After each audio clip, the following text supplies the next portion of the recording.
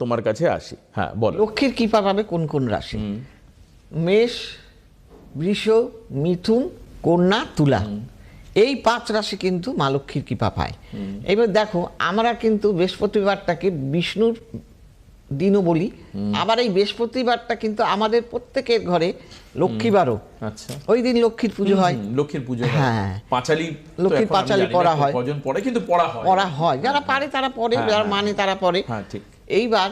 এবার দেখো যে বলছো, এখন তো মানুষের সময়েরও অভাব। ঠিকই। আগের দিনে লোকের ধান চাল কোনো কিছুর অভাব ছিল না।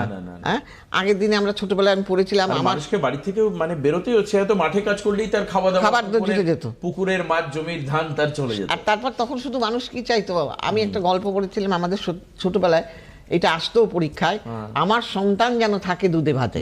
একদম, মানে এটা তো ঈশ্বর পাটিনি বলে একটা গল্প ছিল। হ্যাঁ, তো সেই এখন শুধু দুধে ভাতে থাকলে চলবে না, এখন আমাদের আরো চাই। হ্যাঁ, তো সেটা যাক। আর মানুষের ভোগবিলাসও বেড়েছে প্রচুর, তাই না? কটা বাড়িতে টিভি ছিল, কটা ফোন ছিল। এখন তুমি দেখো, টিভি রিচার্জ করতে গিয়ে, ফোনের রিচার্জ করতে গিয়ে মানুষের, মানে একটা মানুষের জন্য টিভিটা তো কমন, বাট ফোনের রিচার্জ করতে নানা করে 400-500 টাকা তার মাসিক প্রয়োজনই, অবশ্যই প্রয়োজন। তাহলে এখন মানুষের তো অর্থের প্রয়োজনীয়তাটাও বেড়ে গেছে। আগের দিনে এত কিছু ছিল না, এখন যার জন্য ভোগবিলাসে মানুষের খরচা বেড়ে যাচ্ছে। এইবার তাহলে লক্ষ্মীকে কি করে আমরা বেঁধে রাখবো?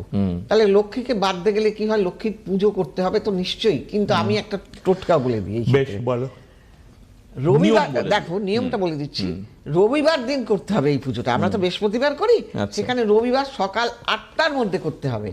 হ্যাঁ, যেমন লক্ষ্মী পুজো করি, 5টা কড়ি দিতে হবে, হলুদ কড়ি, তারপরে তোমার ধরো তোমার 5টা মিষ্টি দিতে হবে, 5টা সুপুরি দিতে হবে, 5টা কয়েন দিতে হবে, একটা হলুদ কাপড়ের মধ্যে এগুলো রেখে, যদি লক্ষ্মী কড়িও আছে, আবার ওটাকে কি গোমতী চক্রও আছে, ওইটাও দিতে হবে, দিয়ে ধান দিতে হবে কিছু। এইগুলো দিয়ে যদি সকাল 8টার মধ্যে আমরা পুজো করতে পারি, তাহলে কিন্তু মা লক্ষ্মী খুব সন্তুষ্ট হন। বেশ, মানে এই হচ্ছে নিয়ম, এইগুলো হচ্ছে মানতে হবে। আচ্ছা, একটা ফুলের কথা দেখো, আমরা তো ফুল দিই, মা লক্ষ্মী কি পদ্ম ফুলে খুব তুষ্ট হন, নাকি অন্য কোন ফুল দরকার? দেখো, গাঁদা ফুলও তুমি দিতে পারো, এখন তো গাঁদা ফুল দেয়, গাঁদা ফুলও তুমি দিতে পারো, পদ্ম ফুলও দিতে পারো। এইগুলো দিলে মা লক্ষ্মী অবশ্যই সন্তুষ্ট হয়। তুমি জবা ফুলও দিতে পারো। বেশ।